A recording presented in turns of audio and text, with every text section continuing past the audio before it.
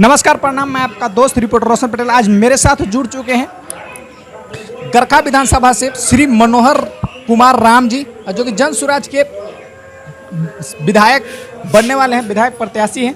तो इनका खैर परिचय के ये कोई मोहताज नहीं है। ये पूरे बिहार में इस कदर छाए हुए हैं इस समय जन सुराज के प्रत्याशी होने के नाते इनको लगभग वहाँ से सीटें तय ही मानिए।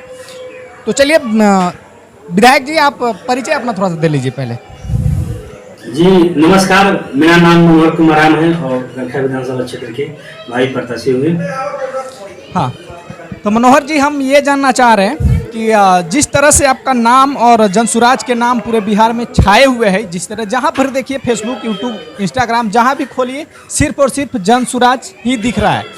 तो हमको ये बता दीजिए कि रोजगार के लिए आप लोग, युवाओं के लिए नौकरी के अवसर पैदा करने के लिए आपकी क्या योजना है, वो दर्शकों को बताइए। जैसे कि आप लोग जान रहे हैं कि हमारे आदरणीय नेता प्रशांत किशोर जी मंच के माध्यम से जी जी बोलते हैं कि जो बिहार के जो जनता जो बैंक में पैसा जमा करती है, कहीं ना कहीं पैसा भी मैंने प्लान होता है। ये पैसा दूसरे स्टेट में जाके वहाँ के लोगों को लोन मिलता है, वहाँ पर कल कारखाना मैंने खुलता है और बिहार के लोगों को लोन भी नहीं मिलता है कि भाई अपना रोजगार करे। तो प्रशांत किशोर जी और जन सुराज ने ये निर्णय लिया है कि जब हम लोग सत्ता में आएंगे तो पहले जो हम लोग का जो पैसा का जो प्लान होता है, इस पैसा का प्लान को हम रोकेंगे और बिहार के महिलाओं को, युवाओं को लोन दिया जाएगा ताकि यहाँ रोजगार। चलिए, आपका कहने का मतलब यही है, मैं दर्शकों को समझा दूं कि इनका कहना ये है कि जो भी पैसा बैंक में जमा होता है वो पैसा दूसरे राज्य में इन्वेस्ट होता है। वो पैसा हम लोग इन्वेस्ट दूसरे राज्य में नहीं होने देंगे, बिहार में ही वो पैसा को इन्वेस्ट करेंगे, बिहार में ही लोन के माध्यम से लोगों को देंगे जो उससे रोजगार कर सकते हैं और कम इंटरेस्ट पे दिया जाएगा। चलिए ठीक है, 4% सालाना ब्याज के दर पर दिया जाएगा जी। और मनोहर जी, हमको एक दूसरा सवाल है आपसे कि शिक्षा पर हम पूछेंगे कि आपके क्षेत्र में जो सरकारी स्कूल और कॉलेज हैं की गुणवत्ता जो अभी इस समय जर्जर हो चुका है, उसको सुधार करने के लिए आप लोग का क्या योजना है? देखिए, सरकारी स्कूल हो या प्राइवेट स्कूल हो या कॉलेज हो, यहाँ का जो शिक्षा व्यवस्था है बिल्कुल मन जर्जर हो गया है। और हम लोग यहाँ पर अगर ये सत्ता में हम लोग आते हैं, चुनाव जीतते हैं, तो सबसे पहले प्राइवेट स्कूल में जो यहाँ के जनता को शोषण किया जाता है। आपको पता होना चाहिए कि यहाँ पर एक बुक अगर ये इस साल चलता है तो दूसरा साल ये बुक नहीं चलता है जी। सिलेबस हमेशा कहीं ना कहीं चेंज होता रहता है। और सरकारी स्कूल में आपको देखने को मिलेगा कि यहाँ पर जो मैंने यहाँ जिस स्कूल के टीचर हैं पढ़ाते हैं, उस स्कूल के टीचर का जो भी मैंने लड़का होता है, बच्चे होता है, वो लोग कहीं ना कहीं प्राइवेट स्कूल में पढ़ते हैं। तो हम लोग जब जनता यहाँ की जब आशीर्वाद देगी, हम लोग जनता यहाँ की चुनेगी, तो कहीं ना कहीं हम लोग शिक्षा के क्षेत्र में हम लोग बेहतर काम करेंगे और प्रयास करेंगे हम लोग कि शिक्षा में समान प्रणाली लागू हो, या राजा हो या रंग हो या फकीर हो, सबका शिक्षा एक समान होनी चाहिए। और यहाँ पर आप देख रहे हैं कि प्राइवेट स्कूल प्राइवेट कॉलेज हो या सरकारी कॉलेज हो, सभी में यहाँ लूट मची हुई है।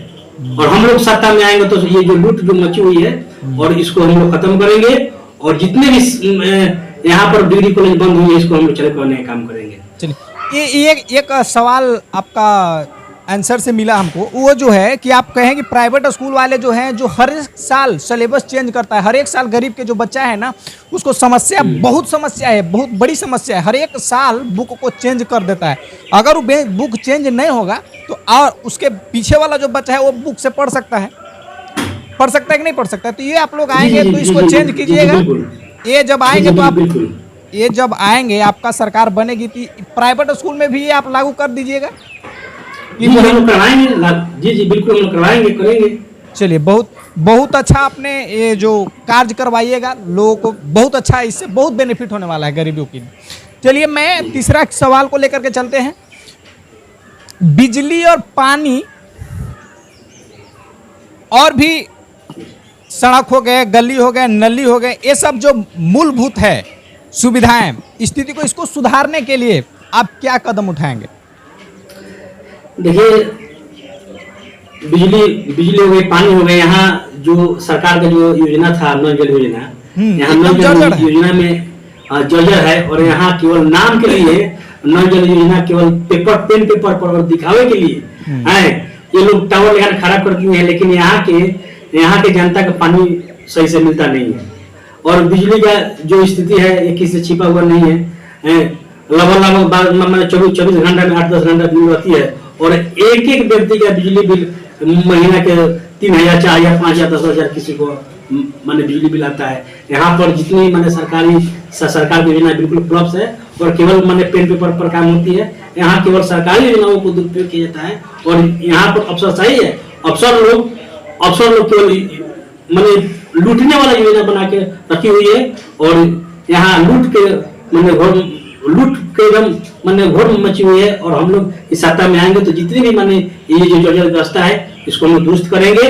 समय पर बिजली मिलेगा, वो भी कम दर पर, समय पर पानी मिलेगा, समय पर जो भी मैंने आवश्यकता है नाली गली और सड़क का हम लोग सब करवाने का काम करेंगे। चलिए, अब हम बात कर लेते हैं। मेरा चौथा सवाल है, बिहार के कई क्षेत्रों में हर साल बाढ़ से प्रभावित होते हैं लोग, आप जान ही रहे होंगे। तो आप बाढ़ से बचाव के लिए क्या योजना बनाए हैं? देखिए, बाढ़ से माने हम लोग को जो विधानसभा क्षेत्र है, लगभग 4-5 पंचायत है, वही माने बाढ़ की चपेट में आती है। और जिस तरह पटना में मेन ड्राइव बनी हुई है, हम लोग जनता का आशीर्वाद मिलता है तो हम लोग प्रयास करेंगे कि माने जो गंगा किनारे हम लोग मेन ड्राइव बनवा के, और जो माने जो गंगा किनारे जो मेन ड्राइव बनेगा तो यहाँ के लोगों को नाला का, सड़क का जो समस्या पड़ी हुई है जाके आप पता कर सकते हैं। डोरीगंज के लोगों के लिए कम से कम माने 10-10 फीट, 5-5 फीट, 4-4 फीट माने रोड पर माने गड्ढा माने खुना गया है। वहाँ पर यहाँ के जो वर्तमान के जो माने विधायक हैं या जनप्रतिनिधि कोई काम नहीं किए हैं। और हम लोग अगर सत्ता में आएंगे तो मेन ड्राइव के तर्ज पर माने डोरीगंज के पुल पर माने हम लोग बनाएंगे। माने गंगा किनारे का एरिया और बाढ़ और अगर ये रोड अगर ये बन जाएगा मेन ड्राइव तो बाढ़ से सब लोग मुक्त हो जाएगा लोग। आपका कहना ये है कि जब आपका गरखा में जिस साइड में, जिस पंचायत में बाढ़ मतलब से प्रभावित होता है लोग, वहां पर मरीन ड्राइव आप बनाएंगे जैसे पटना में है? जी जी जी जी बिल्कुल। चलिए, बहुत बड़ी आप सौगात लेकर के आ रहे हैं। तो मेरा 5वां क्वेश्चन है, किसानों के लिए आपकी क्या योजना है? जैसे किसान के जो फसलें होते हैं उसको आय दोगुना करना, बेहतर बनाना, बेहतर दान और या सिंचाई, कैसे आप किसान के लिए क्या कीजिएगा आप जब आप चुनाव जीत के आइएगा?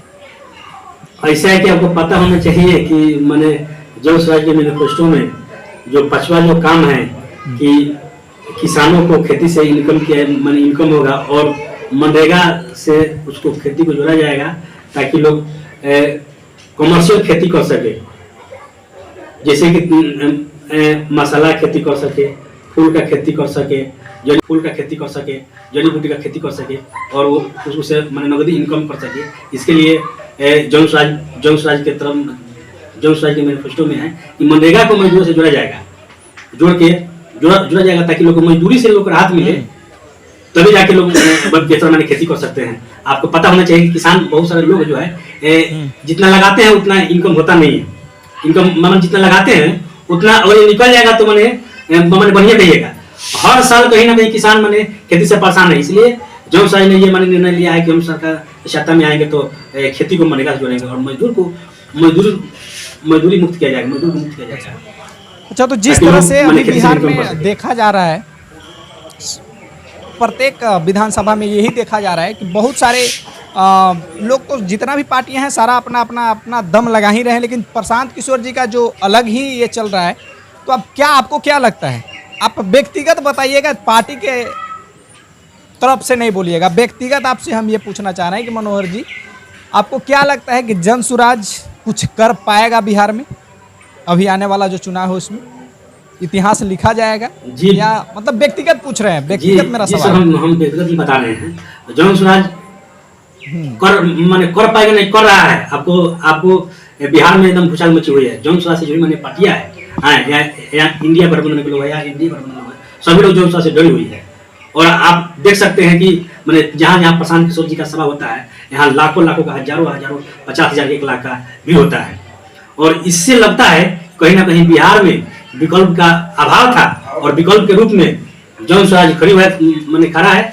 और जौन स्वराज को सभी लोग मैंने सपोर्ट कर रहे हैं, और बदलाव के नजरिए से देख रहा है। और जौन स्वराज में एक उम्मीद लोगों को दिखाई दे रहा है कि जौन स्वराज आएगा तो कहीं ना कहीं बिहार में बदलाव आएगा, और शिक्षा, रोजगार पर काम करेगा।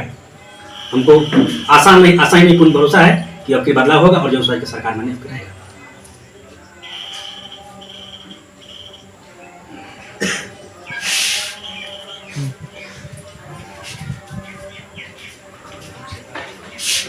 अच्छा, एक सवाल लास्ट है। ये आप जैसे प्रशांत किशोर जी ये बहुत पहले से ही बोल रहे थे कि मेरा 3 से 4 महीना पहले ही कैंडिडेट का लिस्ट आ जाएगा। हम बता रहे हैं, लिस्ट में देरी क्यों हो रहा है, मैं जानना चाहता हूँ। यहाँ पर आप तो हम लोग काम कर रहे हैं, ठीक है ना, काम कर रहे हैं सभी लोग। मैंने एक पंचायत स्तर के अधिकारी से लेके राष्ट्रीय अध्यक्ष, लेट क्यों हो रहा है ये हम सभी लोग मैंने जनता भी जानना चाह रहा है, जनता भी जानना चाह रहा है। संगठन बहुत मजबूत है, मजबूती प्रदान कर रहे हैं और संगठन को मजबूत कर रहे हैं। और यहाँ पे एक जनता से हम लोग मिल रहे हैं, और समय आएगा तो बहुत जल्द, ज्यादा समय नहीं लगेगा, बहुत जल्द कैंडिडेट का घोषणा हो जाएगा। जी बिल्कुल इस महीना में लगभग 10 से 15 दिन में घोषणा हो जाएगा। 5 तारीख तो घोषणा हो जाएगा सर। सिर्फ 2 से 3 चरण में होगा सर घोषणा। जी बिल्कुल। मतलब इस महीना में उम्मीद रखा जाए कि हो जाएगा अक्टूबर में।